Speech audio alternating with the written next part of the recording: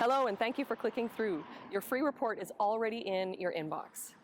More and more children and adults are being medicated for difficulty paying attention in school and at work, and for mood disorders such as depression or hyperactivity.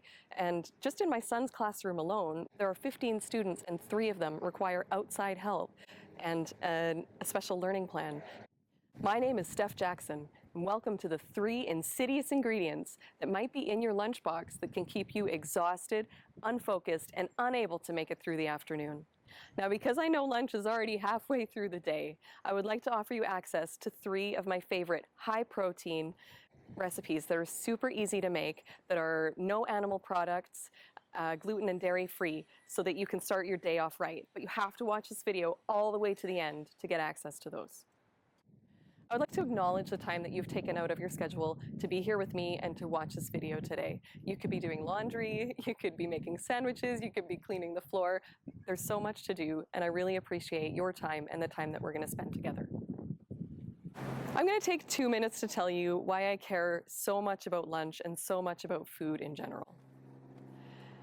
When I was in my early 20s, I had a job that I had to sit down for 6 hours straight, and there were no breaks. And so I couldn't get up and go to the washroom or get up and get a snack. And what I used to do is just load up on lunch really quickly before I would drive for an hour to get to this job, sit for 6 hours, and then drive back. So I would eat pretty much as possible so that I would be fueled for my day. And this did not work at all. And I used to get so tired and feel so terrible after eating. I fell asleep at the wheel. I literally fell asleep twice at my job while I was standing or sitting face to face talking to another human being. I actually fell asleep twice. I started to go see some doctors and see naturopaths and see if anybody could, figure out what was wrong with me. And nobody could, of course. And 16 years later, I discovered that I had been an undiagnosed celiac the whole time, and things had gotten quite bad. And so I actually stopped with the gluten. I cut out so many things. I cut out everything. People kind of thought I was crazy. And guess what? I didn't get better. I did not get better.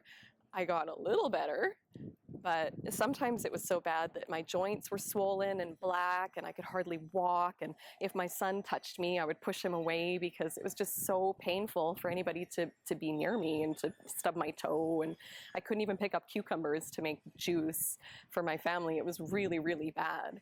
And it was not until I really dedicated myself to understanding my body and the biochemistry of food and digestion and what happens when I'm eating food that I really started to get better. And when I got better, I got way better. My mood changed, my skin changed, I was happy, and I was pain-free, and I had not been this way for my whole entire life. And so I've dedicated myself to helping people that might be in the position where I once was, or might be responsible for other family members who are susceptible to something like this, and so that we can stop this from happening before it even starts, so that you can experience the same joy and health that I now get to experience every day. One of the main things that shocked me when I started to feel better was how my mental clarity really, really increased. And I was able to think much faster and much more clearly, and there were no more moments of walking to the fridge and going, what am I doing here? And by the end of this video, you're going to understand why. Now let's get back to you. By the end of this video, you'll be able to name the 3 biggest reasons your lunch can leave you feeling fatigued and frustrated, the 2 most important things missing from common packaged foods, the 5 most common food ingredients that can lead to unexplained symptoms, and the number 1 most damaging ingredient that is in most lunchboxes. This brings us to the 3rd most insidious ingredient that can leave you exhausted, unfocused, and unable to make it through the afternoon. And that ingredient is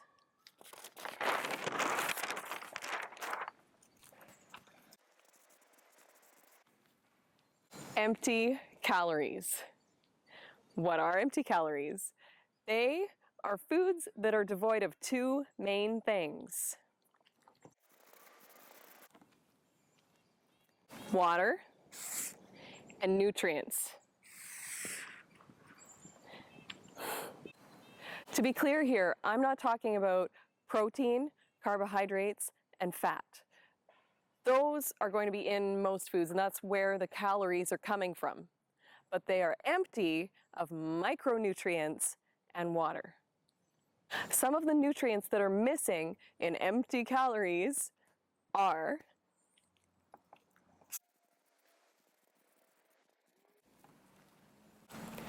good fats, trace minerals, and vitamins. Some examples of empty calorie foods include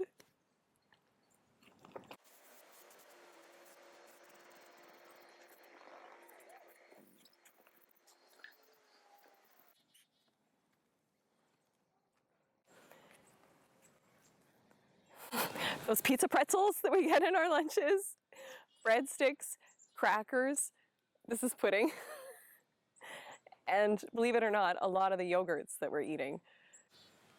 So you notice that there are no apples or bananas or anything like that in this picture. And that's because while they do have calories, they also have nutrients, and they have their water intact, and they have trace minerals.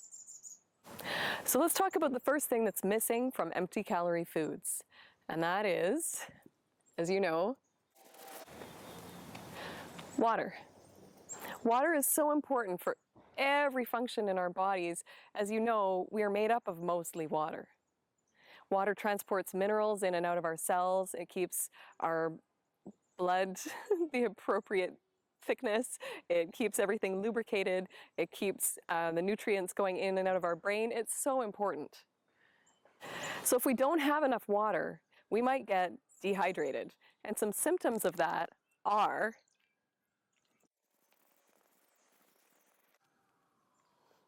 ta-da! Headaches, fatigue, and inability to focus.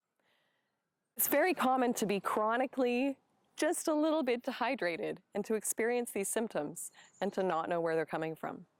Dehydration over time can contribute to colitis, kidney stones, muscle cramps, type 2 diabetes, arthritis, and a whole number of other conditions. They say that when you get thirsty, you're already 3 cups down. So when you think back on our foods that we talked about, the pretzels, the crackers, most of it is food that has had the water taken out through some kind of process like cooking or dehydrating or something like that. You can see that we're eating mostly dehydrated foods for lunch. So now let's talk about something else that's missing from empty calorie foods, minerals. Some examples of minerals include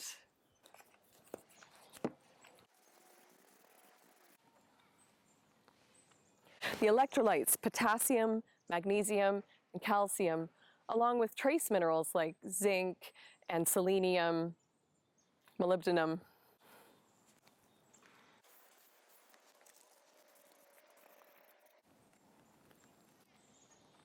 Water and the minerals are dependent on each other to make the journey into your cells. These are your cells, where they're the most needed. So if you think that dehydration might be an issue for you, there are 4 things that you can do right away.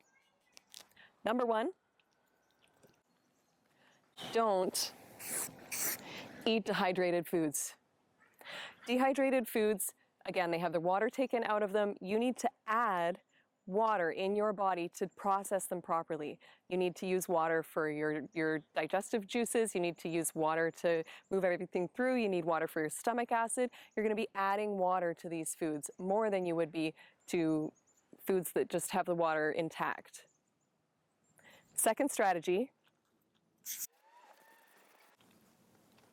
you can drink water in between meals, so 1 or 2 hours after eating.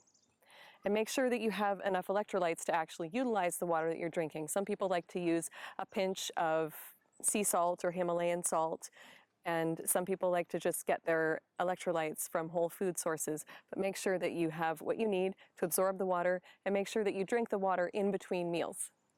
Strategy number 3,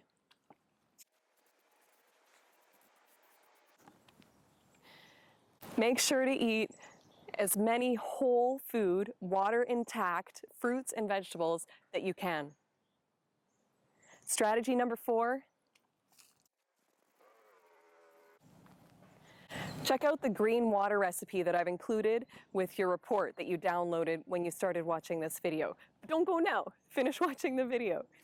It's a delicious way to make sure that you're getting enough water with the electrolytes already in it.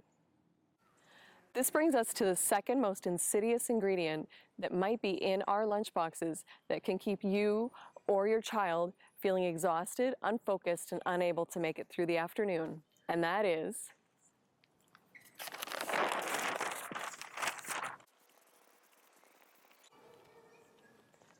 delayed food allergens. So delayed food allergens are an immune response to a part of food that might be felt the most pronounced in the first 36 hours, but as you're going to see in this section, can last as long as 6 months. Upon eating a certain food, proteins will get broken down into smaller bits called peptides. And some of those little pieces might make it through the lining of your small intestinal tract. And when they get into your bloodstream, your body panics and starts to create antibodies to that part of food. Let me show you.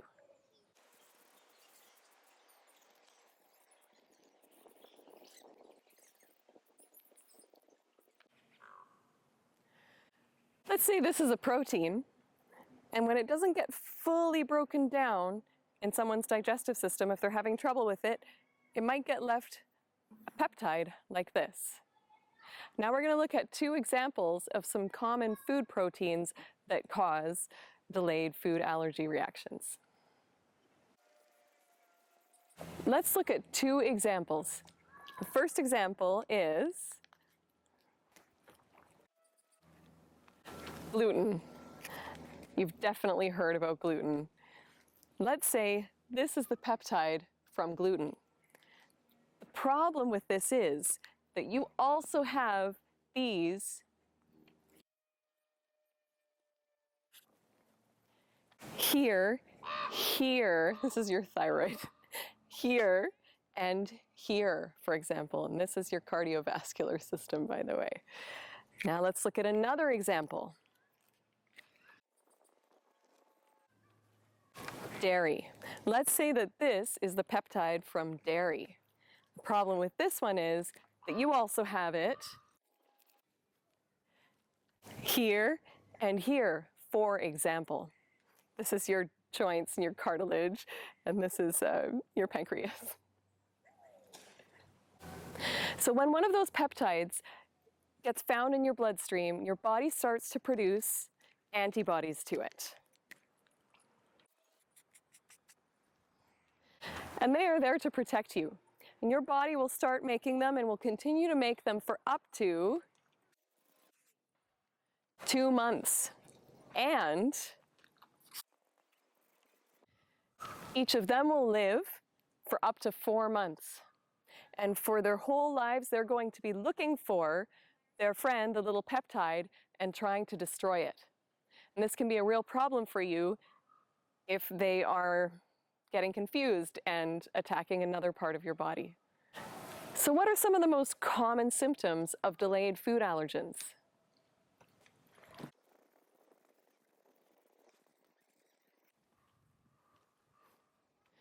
Look familiar? Exhaustion, fatigue, inability to focus, even anger and depression and other psychological conditions have been traced back to food allergies. Food allergens over time can lead to thyroid conditions, they can lead to arthritis, they can cause joint pain and inflammation, and they can cause cardiovascular and other brain symptoms. So which foods are the most likely to cause these unexplained symptoms?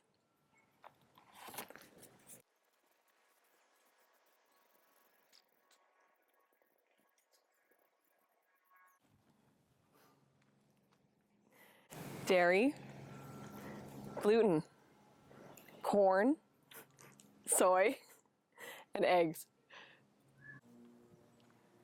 So if you're suspicious of certain foods and you're wondering what you can do, here are the top 4 things that you can do right now. Number 1,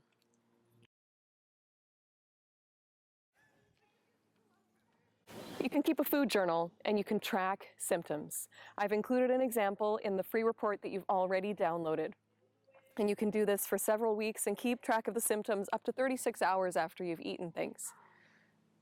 The second thing you can do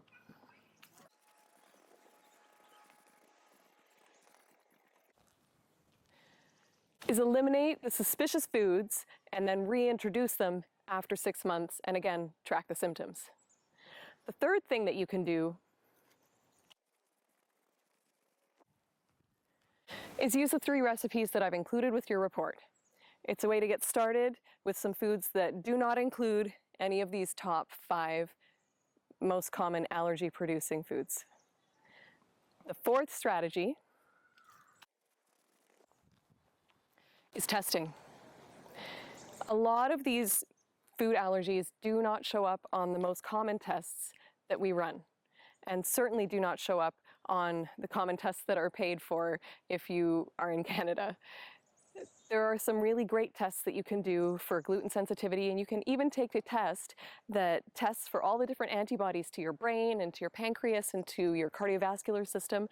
And it does cost money, but it is worth it. If it's something that you're interested in, you can contact me. I know there are going to be a lot of questions about this. If you have any questions, and especially if you think that they would benefit other people, please post them in the comments below this video and I will answer them there for you.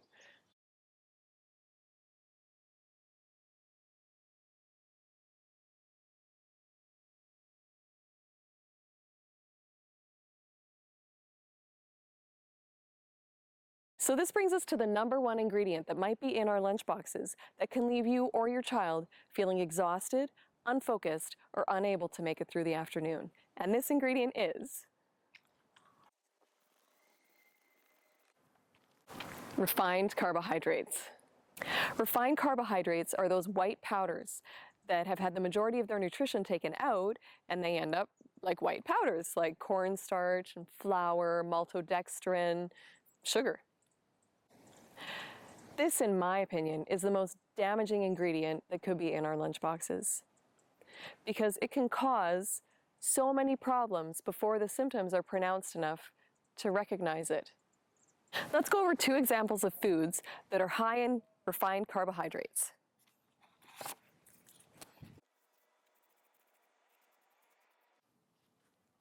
Bread. 1 piece of bread is equivalent to 10 teaspoons of sugar. Next. This thing that looks like a donut is a bagel, and it is equivalent to 1 candy bar. Carbohydrates are very important for our bodies to function properly, and for our brains even to function properly. But it helps to have them with fiber because it slows down the release of glucose into your bloodstream. Refined carbohydrates generally have most of their fiber taken out, and so we get all that glucose at once. Here's an example of what can happen when eating refined carbs.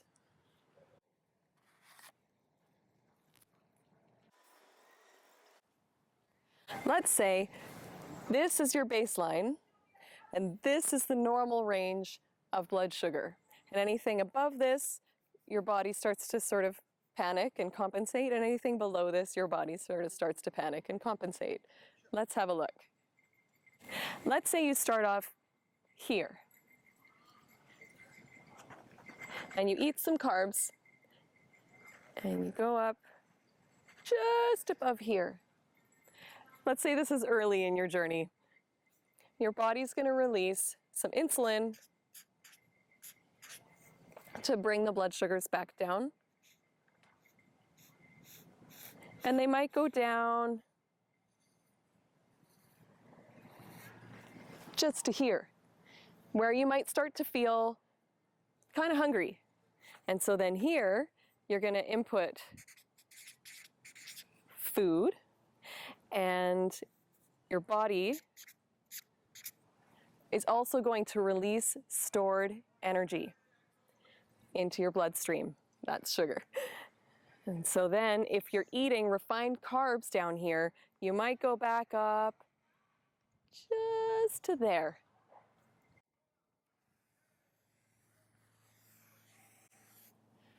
Now let's say you've been doing this for a couple years.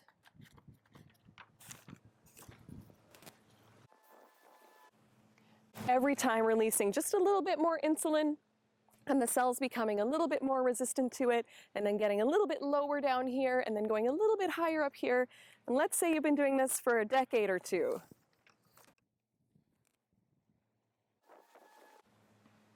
It's just a little bit every day, and the cycle continues.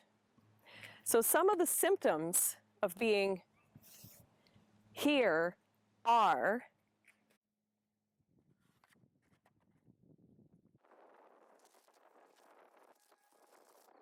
ta-da! Exhaustion, inability to focus, brain fog, and actually hunger.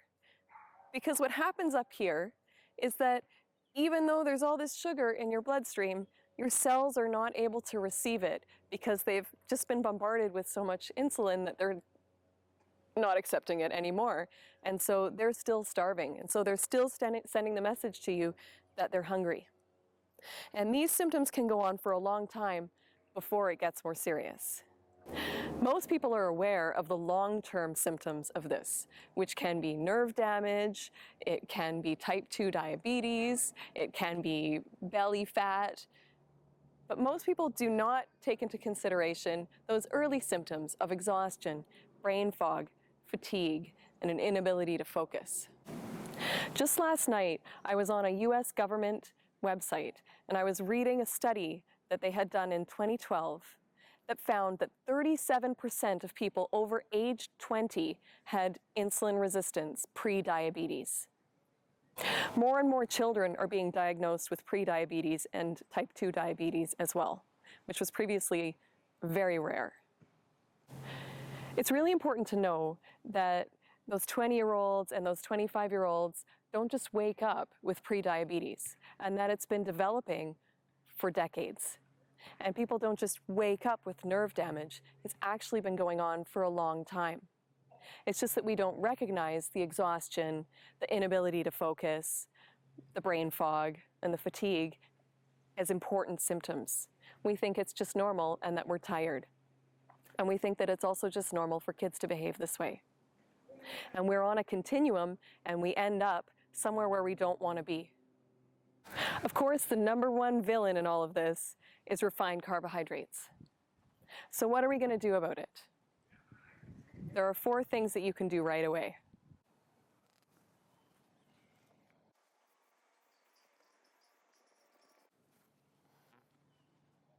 Choose the apple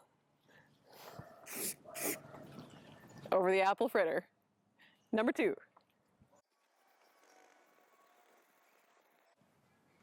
Be aware of the sources of refined carbs that are common in our diet.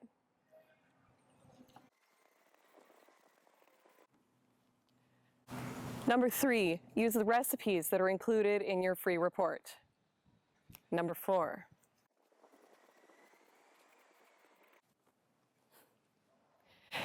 eat a diet that's high in mineral-rich, fiber-rich leafy greens.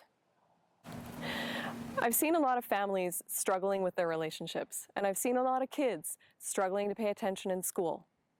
And I think it's really important for us as parents to redefine comfort food, so that in the future, when our kids are feeling sad, they're not going to reach for pancakes and ice cream, but they're going to be able to reach for bananas and a smoothie. But we know that changing diets for a small child or for a family can be quite difficult. And so it's very important to have 2 things under control. The most important things about healthy food and families are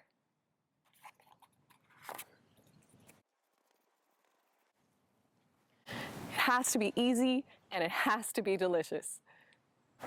In order for healthy food to be easy, it has to be simple. The ingredients have to be simple. It has to be well planned. You can have things like shopping lists. You can have a schedule that makes sense to you. Maybe you can't spend 3 hours cooking every day. Maybe you just have some time once a week to prepare things ahead. Delicious. Delicious means when your kids eat it, they like it. When you eat it, you like it, not just because it's healthy for you, but actually like it. I first discovered this distinction when I've always been kind of obsessed with healthy food, and I would just continue to make cookies and I would feed them to my son. And I would think they were awesome, but he would think, no, because he doesn't care how many minerals are in this cookie. He just cares that it tastes good. And fair enough. The smoothies have to taste good. The juices have to taste good. The greens have to taste good. And it's so important for young people to get greens. Foods have to be really delicious at lunchtime with all the distractions going on for your child or for yourself to really eat them. In order for foods to be delicious, they have to be varied, they have to be fun, they have to taste good, and they have to show caring and nurturing. If you're ready to make it easy and delicious, there are some options for you. If you would like a customized menu designed for yourself or for your child or for your family, and you'd like me to have a look at your goals and have a look at the testing that you've had done just so that it can be just right for you, I can do that. The investment for that kind of coaching is $497 per month. If that sounds like something that would be right for you, please go ahead and click the Get More Information coaching button below, and you can leave this video early. I will not be offended. If this kind of coaching is not in your budget, I'm very excited to tell you that I have created a new live class and a live stream called Feed My Brain.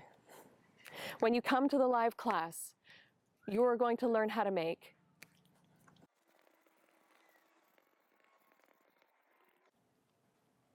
dips and sweet treats and crackers and snacks that your kids are going to love. You're going to receive a stacked goodie bag with everything that you need to get started.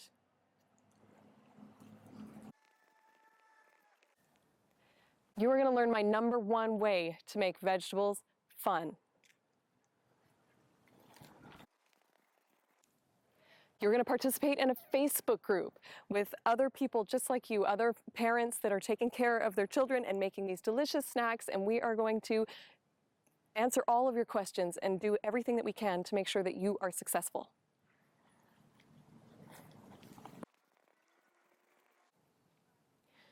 Because I so want you to succeed, and I want you to change the lives of your children and yourself and your family and really change the world one person at a time.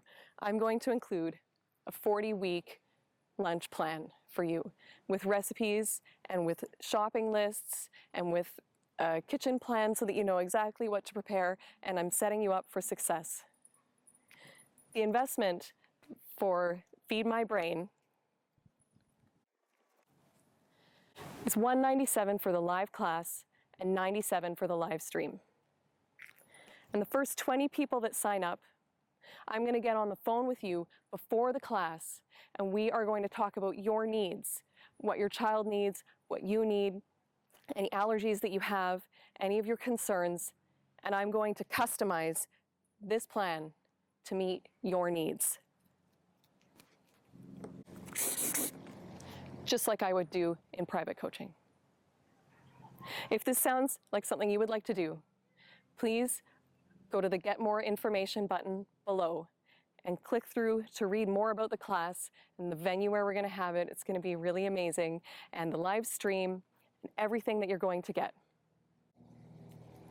Oh, and by the way, if you do come to the class or you sign up to the live stream, you are going to receive a video of the whole thing so that you can go back to each of the recipes over and over again to make sure that you know exactly what to do.